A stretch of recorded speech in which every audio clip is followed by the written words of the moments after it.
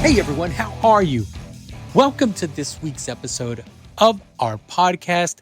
It's called Is Breakfast Included? Thanks for checking us out and thanks for stopping in once again. On the show this week, we have a bona fide legend in the music industry, Mr. Jake Berry. Jake talks about how a chance meeting with Rick Wakeman got him into this crazy business, tells a few stories, talks about a few of the bands he's production managed. You might have heard of them. It was a great time talking with Jake and was an honor working with him on this thing here in Las Vegas at the Sphere. They don't come any cooler than Jake Berry, and you'll understand why once we get into this conversation. It was a lot of fun. Let's check it out. Tell everyone who you are. Yes, my name is Jake Berry, and at the minute, I'm the production director for U2 at the Sphere in Las Vegas. Where are you from? I'm originally out of England, the south of England, a place called, nobody will ever hear of it, Dunkeswell, which is in the county of Devon. Okay. I know where Devon is. Yeah, there you go. Then we're winning. I have friends in Devon. Okay. How growing up, what were you a musician? How did you get into this business? Is this something you fell into by accident? Well, I used to play drums when I was 15, 16 or 17 around that area in local village halls, playing cover tunes. Not very good. And then I had a big decision to make when I was 18, whether I was going to invest in a new drum kit or a car. So I chose the car. So that became the end of my playing career. And as for getting into this business, really by luck, being at the right place, right time, like a lot of us, Yeah. And it's a well-documented story, so I'll try not to make it the biblical version. I'll try to abridge it a little bit. I have a twin brother. My brother is what's called a thatcher. And for those of you listening to this in England, you know what a thatcher is. For those of you living in the rest of the world, it's the guy that puts straw wheat on roofs, like an Anne Hathaway cottage in England. Okay. And he had done a cottage for a guy named Dave Cousins, who was in a band called the Strawbs. And Dave was very good friends with Rick Wakeman, who'd played keyboards in the Strawbs, and then was out on his own. And Rick had bought a farm, sort of a farmhouse in Devon, and it had a thatched roof. And Dave recommended Rick that my brother thatch the roof for him, so which my brother did. And I was driving a truck and I was delivering animal feed, really nothing exciting. So if you were lucky, you would get the first pickup of the day, which would be 5 a.m. And then you could be done at 11. Yeah. And then so you go home and you shower. And as it's like, life in villages in England, because the place I came from only had 300 people at that stage. It had a church, a shop, a gas station, and a pub. So life revolved around the pub. So I was getting ready to go down for my daily or frequent afternoon couple of pints, at lunchtime. And my brother called up the house and my mother told me that he'd forgotten something at work and did I mind driving it down? So I said, I know. And I knew who Rick was, so it was quite intriguing to me, So I get down and Rick's there.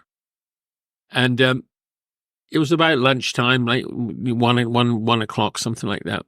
And he goes, I'm off down the pub. I can't take your brother. Do you want to come with me? So never one to turn down a free drink. I go, I'm here. Yeah. And then we went to the pub, and back in those days, English pubs shut at 2:30. Well, at 8 o'clock at night, we were still there because the guy had locked the door behind us. They called it a lock-in. And I got completely hammered. I think driving home with one eye was not an option because I was seeing double out of the one eye. So I got home and then I missed work the next day. I didn't get along with a guy that owned the company, so he fired me. And then, it wasn't a bad thing. I didn't like to be out of work, but I was kind of happy to be away from it. And then the next day, Rick goes, I'm doing this show, The Myths and Legends of King Arthur and the Knights of the Round Table. And it was on ice and it was Wembley Arena. So he offered my brother Trevor, and I said, do you want to come up and help out? And I go, what do? And he goes, I'll get you a hotel room and you can just hang out and the road crew will tell you what to do. So we did that and we pushed a few boxes and we got in the way and, we did all the dirty work. And because it was in the round, it was a hard job to go to the bathroom. So at the end of the night, you couldn't put a porta-john up there because it was too high. So there was usually a bucket with pee in it. So, the good old road crew, like, we do, oh, you guys take this bucket and empty it. So we did that. And at the end of the night, Rick came up and he goes, hey, do you want to go to America? So I said, no, of course I didn't. No, I'm joking. And I said, yeah. And I went off with him and the English Rock Ensemble and we toured America. And I was doing drums and percussion. And that was my first job. And that was in 1975. 1975. Yeah, so my brother Thatch and Roos got me into the business. Oh. Nothing to do with my useless playing earlier, So, but how old were you? Oh, God. So that was 75. So what did we? So that was 49 years ago, and I'm 70. So 21, 22. Yeah, I was 5. There you go. There's a lot of people that weren't born when I work with now, Yeah. Is it what did your parents think of you just leaving and doing that? Did they think it's like all of us, they say, you can do this, then you need to get a real job. I'm sure everybody listening to their parents at one time, when you say you're going off to join the circus, you're in like the rock and roll industry. Well, you should get a real job, but at some point, yeah, you get that one. So I went off and I came back and, because I'm from a small village, when I came back, I'd been on tour in America and I'd been with Rick Wakeman. And so I became a bit of a local, not celebrity, but the press would come and give me, do interviews and would carry on later when I would return until, the place I'd grown started, putting more development and it became less of the small country village, more into a larger, subdivision of a bigger town or something. Yeah. Did you stay with Rick for a while? I stayed with Rick all the way through to 1979, and he paid us full salary. So we were always on. And Rick had they called it Complex 7, and it was a warehouse out in High Wycombe, which is about 40 miles from London, and we lived there. And he had a rehearsal studio. He had a flight case company. And then he had a department. He was developing a thing called the Birotron, which was, for those of you old enough to remember a Mellotron, it was the competitor to the Mellotron. The Mellotron was, the first of the keyboards where you could get an orchestrated sound on through tape. Yeah. But you pressed down the keys and it only lasted like 11 seconds. The Birotron was done at this new technology back then, which was an 8-track cassette, which means you could loop it and leave it on indefinite. And,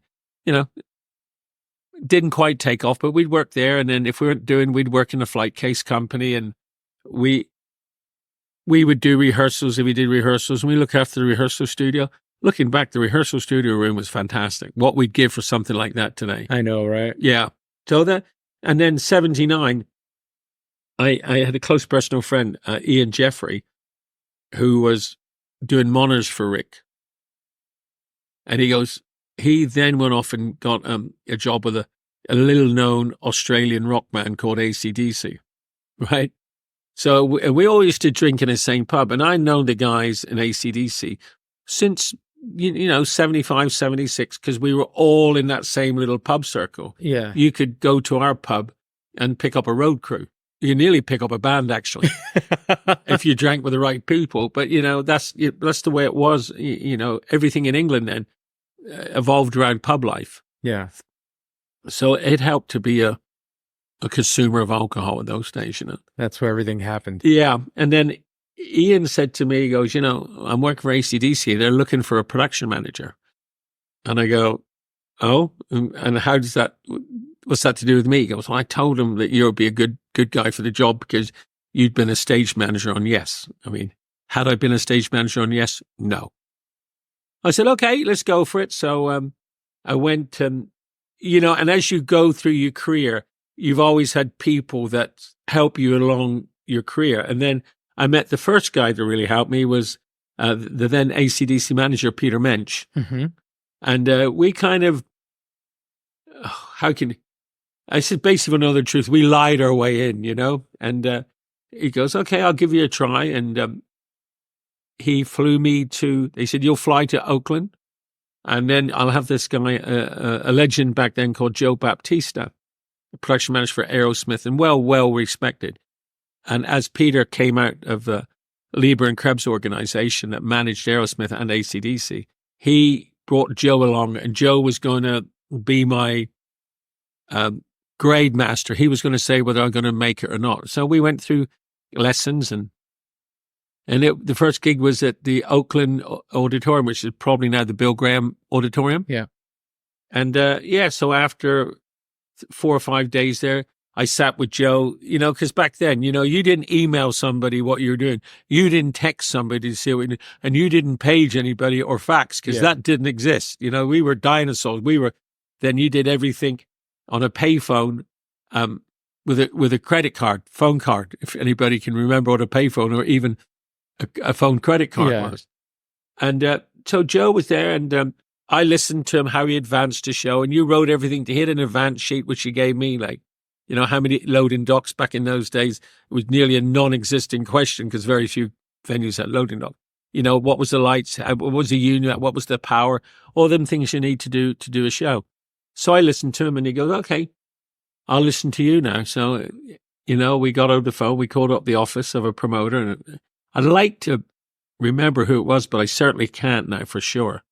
But I called up and did my first advance, and then we did our first show, and he showed me how all the, the start of the union rules and things like that. And at the end, we finished. I went to the office. He goes, I'm leaving tomorrow. You got this. And back in those days, I don't know if you ever carried, but you had a Halliburton, and it was either gold or a silver Halliburton, and that was your status. And Joe carried a silver Halliburton. I never knew what was in it. So at the end of the night, he goes, okay, you do it. I'm leaving tomorrow. I opened it, and took up most of the space with a bottle of Johnny Walker. So I didn't drink that because I'm having a drink. I'm off home. And that's where I got my first production manager gig. And it was AC/DC, and it would have been Highway to Hell. Wow. Yeah. That was Bond's last tour. But it was Bond's last gig, And did you kind of take to the gig, like, or I'm sure you had stumbles along the way, but what was it like coming into this, working with a band of that, it's yes, we had stumbles on the way. Did I like it? When after the first week, I kind of decided if I could make my career this is what I'd like to do. But even if I felt then, if I had one chance, at least I got to do something that nobody else had to do, So, so I went in pretty determined to make it work, and it worked. Peter, Peter mentioned, that's it. He was happy. The band were happy, and, they were right on the cusp of making it. Yeah. Highway to Hell was their breaking album. And then, they went away, and I worked for them full time actually as well. We were on retainer, so you didn't work at other things. And then, of course, then Bond, died so unexpectedly, which really put a little bit of the spanner in the works for AC/DC, because I think there was a part of them that really didn't know if they wanted to carry on. Mm-hmm. But, there was so much energy to come from that band. And so they decided to carry on. And, I've always told people that probably one of the worst jobs I've ever had in my business, I packed Bond's clothes up. I packed his apartment up and sent it home to his parents. Oh, wow. So I'll remember that. It was pretty emotional, but, you've got to do what you've got to do, Yeah. And then, then they started AC, so we're going to carry on. We're going to audition for singers. And so that process started, and a lot of names came up. I mean, one of the names that came up was Noddy Holder, the singer for Slade. Yeah. Because they thought they would fit the mold because of his voice. But it was deemed that Noddy would always be the singer from Slade and not. It'd always be compared. So they didn't like that. And a few other people came down. Some were good, some were awful. And then one day somebody told them they should listen to this guy, Brian Johnson. So Brian came down, did a rehearsal, and it was really good. Yeah. And then, it was getting to the point where the tour was looming. There was no singer in place, and they called back a couple of people for the, the second visit, they wheeled it down, and Brian came in and delivered again. at the end of that session, of course, we all went to the pub, because we had to do business. Yeah. And I remember sitting there, and it was either Angus or Mao, and one said to the other, "Are you going to tell him or shall I?" And they go, "Oh, you tell him." And one of them turned around, "Hey, Brian," because they're a bit like, very short and straight to the point. "Brian, you want to be the singer for AC/DC?" He goes, "Yes." That was it. That was it. It was like, "Hey, man, it was great." And then at the end of it, Brian went home, and Brian was a struggling musician. And I know I lent him £10 to put gas in his car to get home. So Brian joined AC/DC, and off we went again. And what became Back in Black, and like the start of everything for them. Yeah. Did he ever pay you back the £10? No, he didn't. So we should have a talk with him soon. We should definitely have a conversation. and it's very ironic here. We're talking about this, my beginnings, and they're about to hit the road again. So that's where it started. And I was AC/DC a long time, and it was great. I mean, fantastic. I owe everything to Rick Wakeman and AC/DC and Peter Mensch. Yeah. Did you think back then they'd still be starting a tour in 2024? Ooh, I didn't even know if I'd be around in 2024, So I think, we lived the day, and it was the 70s, late 70s, early 80s. And, then we went out, and AC/DC did Back in Black. And, we all know Back in Black was like one of, the classic rock album of all times. Massive, yeah. And we toured it, and I remember, we were touring, and we were in like West Virginia, and it went to number 1 in all the European countries and across the world. And the ironic part about Back in Black, I don't think it ever hit number 1 in America. Really? Yeah, I think I'll have to check that, but I'm quite convinced that, because it was held off by Foreigner 4. So, but it hovered there, and it's became, that point, Back in Black, all the old catalog come in. I think they had like 3 albums in the top 20, Dirty Deeds, Power, all the albums came, everybody started listening to AC/DC. Yeah, they went back after. It was a great time, a great time. I mean, it was a great time for music, the creativity. Yeah. It came out in the early 80s, and with the bands still around, like AC/DC, and like Motorhead, Iron Maiden out of the English, syndrome, and bands like Aerosmith out of here, and things like that. Yeah. Have you ever worked with Aerosmith? No, no. Okay.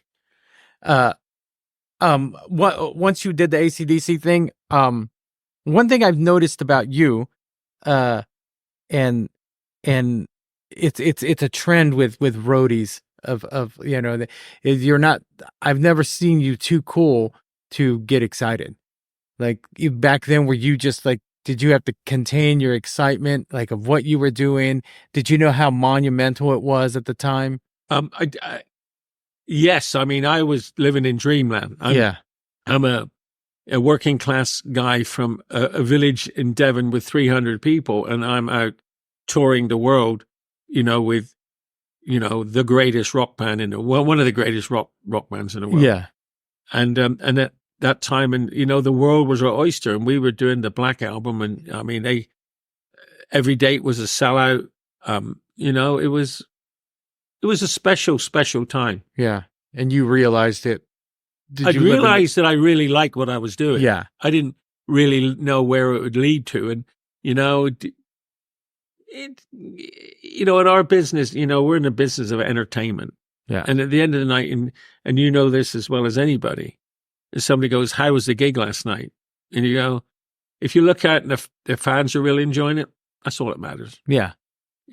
Not whether how great the band were that night, it's how the people, that's what we do. We're there, the band are there to entertain people. We're there to make sure the band can do their job to entertain it. So every night, a little piece of the success is down to the people that put it together. Yeah. And if us as a crew, we see the crowd.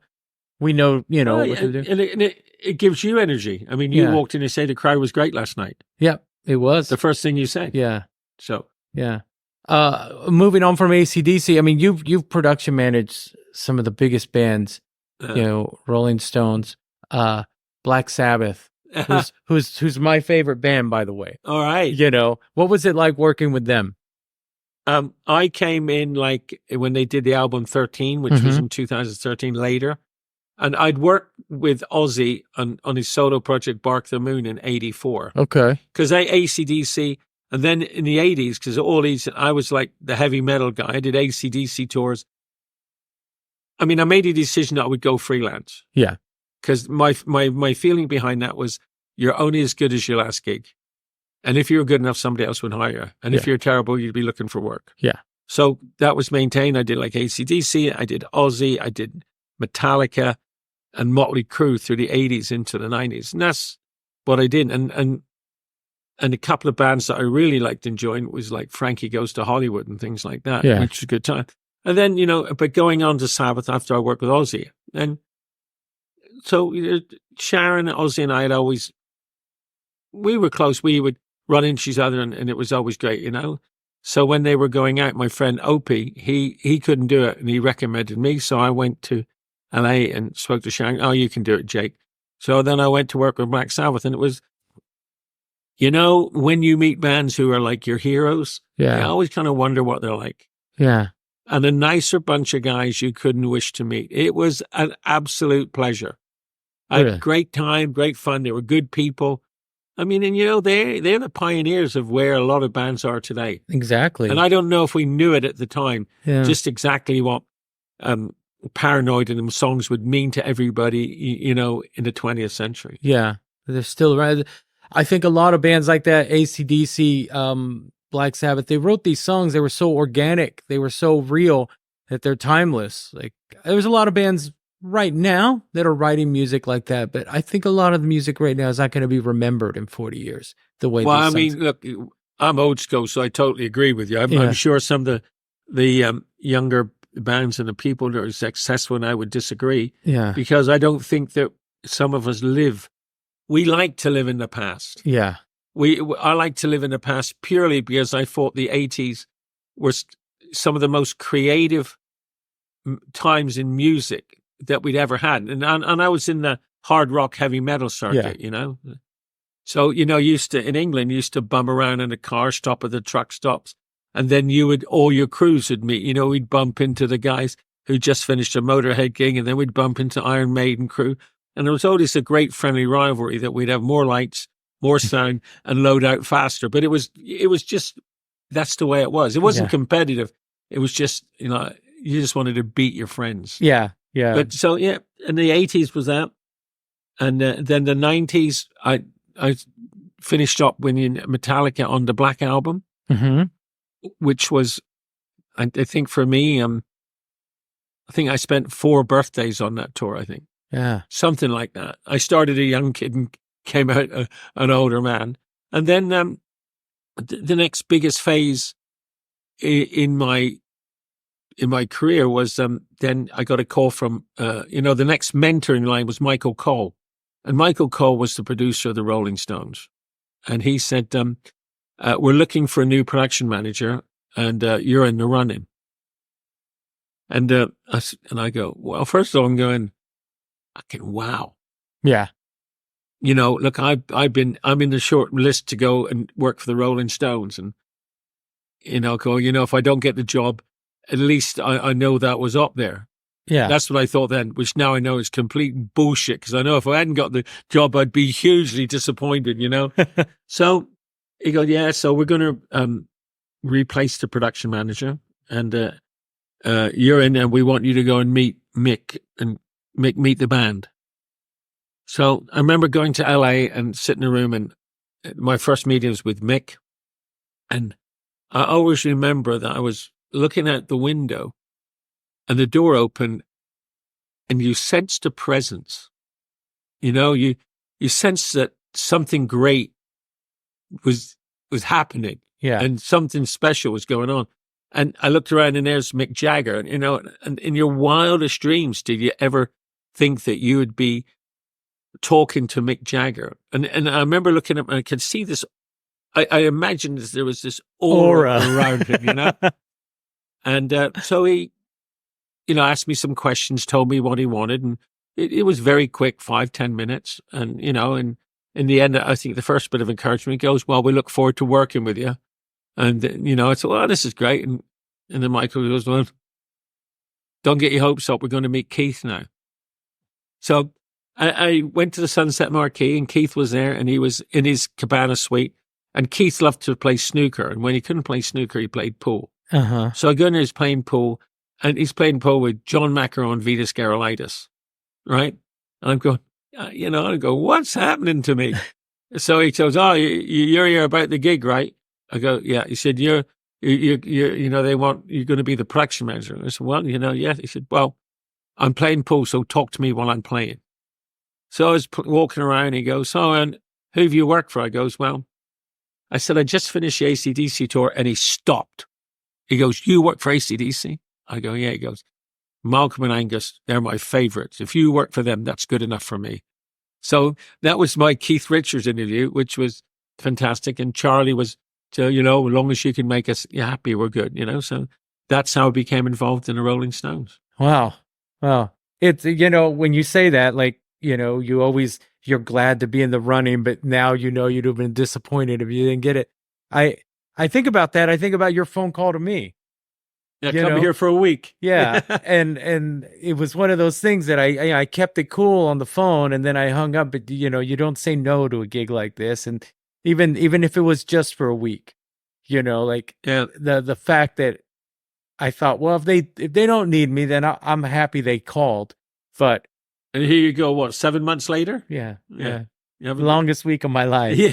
But it is. You walk a in, you walk in this band that you've admired for so long, like they're there, and I see the aura. I know what you're talking about. And then, Yeah, but I mean, when they talk to you like a human, and it's like, wow, I'm just me, and I'm talking to this person that I've looked up to for a long time. Yeah, so, and the Rolling Stones, that led into U2, actually. Did it? Yeah, because the then manager of U2, Paul McGuinness, who probably is the next in line of the Michael Coles, the Peter mentioned Michael Coles, and that, Paul McGuinness was the next thing, but it stemmed from Michael Cole. We were playing, and I remember we were playing a gig in Cologne, Germany, Rolling Stones, and the band had this lounge where everybody hung up, and you get the call, Jake, can you go to lounge? Michael wants to see you. Well, Michael wants to see you in case there's something wrong or he's got a mad scatterbrain idea. Yeah. But he said, Jake, come here, I want you to meet Paul McGuinness. He's the manager for U2. And Paul was always a gentleman. Yeah. Always a gentleman. And he has a nice demeanor about him, and he goes, Jake, we admired here, we could be looking for a production manager for you too. Would you be interested? And of course, like we've all learned, you never say no the first time. Yeah. If they go, yeah, it all comes together, you try to figure out what you're going to do. I said, of course I would. But the timing's never worked for all the 90s. And then when it came to 2001, I was free, and U2 were then, they wanted me to come in and help out because I don't know why. I'd got a quite a good name for being efficient. Mm-hmm. And I think they wanted to try to get some efficiencies in their camp. And that's how it started. So, but then before I got to the U2 call, I got another person that influenced my life, was Roger Davies. Roger Davies then called me up and wanted me to go out and do the Tina 24/7 tour, Tina Turner. Uh-huh. And that to me was pretty special, an icon. Yeah. And so, all the way along, you've had these people that's been important to your career. So I did Tina, had a great time, love it. What a professional, what an artist. We had a great time. And, then you strike up a friendship with something like Roger Davies, which still exists to this day. Yeah. And then I go to Dublin and I sit in a room, and it's like another Rolling Stones. And if you walk in a room and the four guys of U2 come in, like, Bono is an icon. You go, Bono, with what he did, he's like, he's other things he does. But the rest of the band was so nice, and they played their first single off that album, which was Beautiful Day. Uh-huh. And they said, we're going to tour. And then we sat down, I talked to each of them, and they said, we'd like you to come and help us on the tour. And the Rolling Stones were off.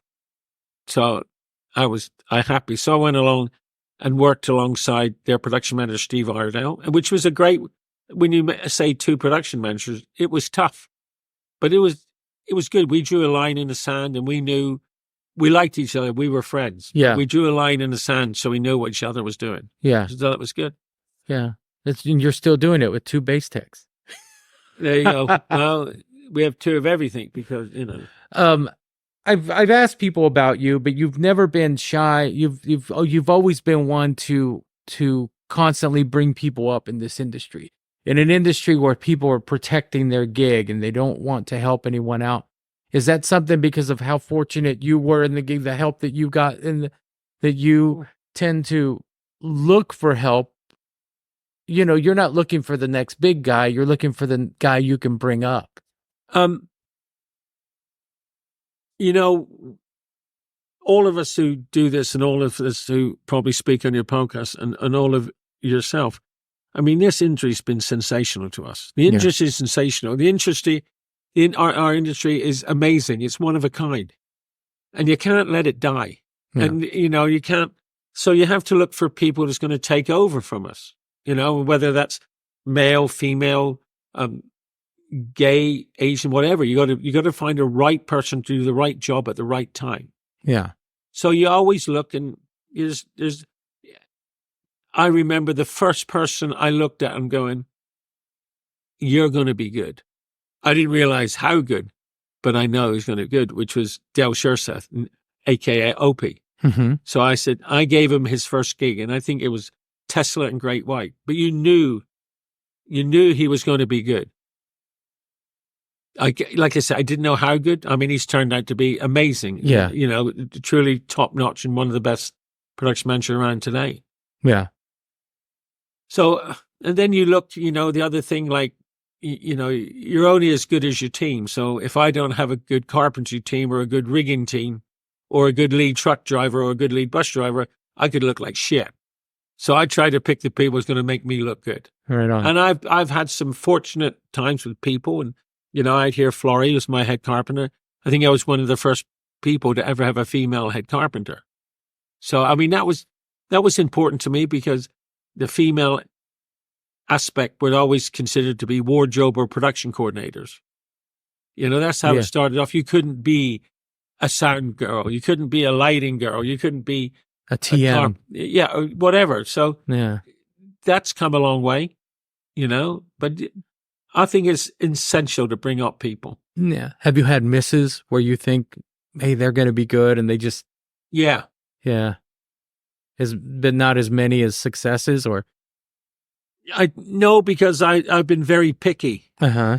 I could probably name the people like Dale for sure. Ian Kinnersley's one that came up with me. We met. He was the third carpenter on a Metallica tour, and now he's a production manager in right. I mean, out here with our stage manager, John Boss. John Boss is going to be great. Yeah. John Boss needs to learn. He's got the people skills. He's got the presence. He's got the calm. He just needs to know how to deal with, unions, how to deal a little bit more one-on-one with band, but he's got it. Yeah. He'll make it. Great stage manager. Yeah. And, so I really admire that about you. I've noticed that about you. Like the crew that I meet here, they'll say, I ask them, well, how long have you been here? And they'll say, well, this is my first tour and I've been here 8 years. It's not it's an organization that likes to give people opportunity. Yeah. And I really admire that because a lot of them, they don't. They'll say, well, you don't have experience, you can't work for us. But how are you going to get experience if you're not given the opportunity? Like, somebody would always ask me that question, and my answer is, we all did our first gig sometime. Yep. And if we don't do the first gig, we can't do the second. Yeah. I mean, the first gig, what do you do? I haven't done this before. If you got 2 hands, you got 2 legs, go and push that case to the truck. Yeah. And on especially, local help on big tours, you need so many. You're always going to have new people. Yeah. And I used to say to the union steward, give them to me. I'll push cases with them and I'll show them. You teach them, this may sound cranky or corny, but you teach them stage left, stage right, down, stage left, up, stage right, down, stage center. That's your first. I mean, now it's a bloody health and safety meeting. But back then it was an orientation. And then you can pick out the good ones. And then when you come to say, I want a couple more guys on lights, you kind of know the guys that take it in. Yeah. And they can move up, and kind of the guys that will push boxes for the rest of their life because it's just a job and they don't have that enthusiasm. Yeah. You ever had a nightmare gig that just nothing went right for you, where you questioned why you were even there? Look, I'm sure I have. But maybe I don't want to remember it. Maybe my mind is going to blank. We tend to block those out. Yeah. What do you think you would have been doing if the Two worlds collided? If the two worlds collided, what would you be doing now? I'd be probably living in Devon, in the village, like my brother. My brother's married and kids and got a successful business and a great relationship. I'm a nomad that's had 2 failed marriages, and I don't know, probably sitting in a pub with my corner store with my name on it because I've been going there for 50 years. Right on. So, are you still? Does this business still excite you? Yeah, it does. I always said to myself when I stopped enjoying it, then I wouldn't do it. Yeah. And so far, you get days where you go, what the hell am I doing? But by and large, it's still fun. Yeah. And, here with you too at the residency, where we're not moving around all the time, I found the whole sphere thing very exhilarating. Yeah. To think, what we've achieved and what we've done as a team. And I mean the U2 team, I mean the creative team, the audio team, the lighting team, but not only that, the sphere team and the Postcards movie team. Yeah. I mean, we were here in, August to September, and all we did in those months was to put together a phenomenal U2 show. Yeah. And if you've missed the sphere, you've missed one of the shows of ever, the best show ever, show of the century, and last century and this century. And, all we did was put together a very complicated U2 show, which looks very simple when you sit in the crowd. Yeah. So that means if it looks simple, then that's what it was meant to be. Yeah. But nobody knows how complicated it is behind the scenes to get the video and the sound and everything lined up and to get it right. So, but putting that together along with opening in a venue, I mean, we were there were no seats on the floor. So we had to commission the seats. And then while we're doing that, they're trying to put their Postcards from Earth movie out at the same time. So we were all battling for the same space. Yeah. Yeah. And, in the end, we worked 24 hours. There was 24-hour shifts. We never took the graveyard shift, by the way. That was down to construction. Because they were behind, so it was their fault they were there, not ours. That was the sphere and my thought. And they were good people to work with. Yeah. And we'd come in at 8 o'clock in the morning, the building guy, Jake, we need a couple of hours. Yeah. You go, okay. And we work around you, and that's the way this whole show, because the sphere, first of all, you got to take your hats off to Mr. Dolan for putting up that kind of money to create what I consider now probably one of the most incredible venues in the world. It is. And totally over budget, going way out of line, but no skimping on the inside. The inside is, top notch all the way through. So, and then it was September the 29th, which was the opening of the U2 show, was a massive day. If everything had failed, we didn't want what I was calling Adele 2, and she cancelled the shows here because the show wasn't right. We didn't want Adele 2. That would have been the end of the sphere, and it had set U2 back years, I think. So September the 9th, the building opened, the band were ready. Towards the nicest possible way, U2 are never ready because they've always got to tweak. Yeah. There's always just that little bit more they think they can make it better, which is what makes them so successful. Yeah. So, at 6 o'clock on the 29th, the first real test, can they get people into the building? And they did. And we started on time. The band played incredible for the first show. All the guest services and everything in Sphere worked great. So it was a monumental opening. And, and the press around the world was incredible. Yeah. But it so easily could have been the other way. Yeah. I know I came in that last week of rehearsals, and I remember asking someone, they must be getting the clutch time for this last week, and because of all the work they were putting in, the band and the crew, of course, Yeah. but the band. And they said they've been doing this for weeks. Like they've been putting in this much. And to me, I had never seen a band work that hard. And it was very, Well, I mean, it was huge for you. it was, yeah, I mean, it was for, huge. for one or two reasons, like Larry, having surgery and not be able to play and playing their first shows without Larry and Yeah. having Bram come in and stand as drummer, that was huge. Yeah. The decision to play was huge, which was agreed by all four of them. Yeah. It wasn't like we're going to do it. So, but Larry said he couldn't play in 23 and he wasn't fit to play. Yeah. He probably fit to play one show, but to go for a master front, I think he understood the enormity of it and was very honest about it. Yeah. So that was huge. The reaction from the crowd was going to be huge, and if it hadn't worked out, then I think the Sphere could be gathering dust. Yeah.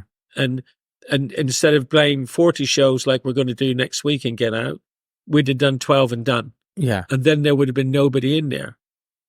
And it would have relied on the Postcards from Earth film, which is, by the way, excellent. Yeah. If you haven't seen that. Yeah. Here's a big plug. Go to Vegas, see Postcards. Yeah. Okay, Mr. Dolan, that's 10%, please.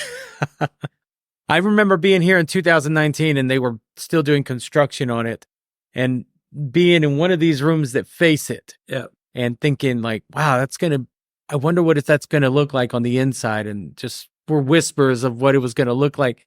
And to be given the opportunity to open it up is probably one of the, a big thing in my life. It was big. So, yeah. I mean, the opening night is definitely contributed to the success of, where we are, the 40 nights. I mean, originally we were going to do 12. And then we go, 12 nights.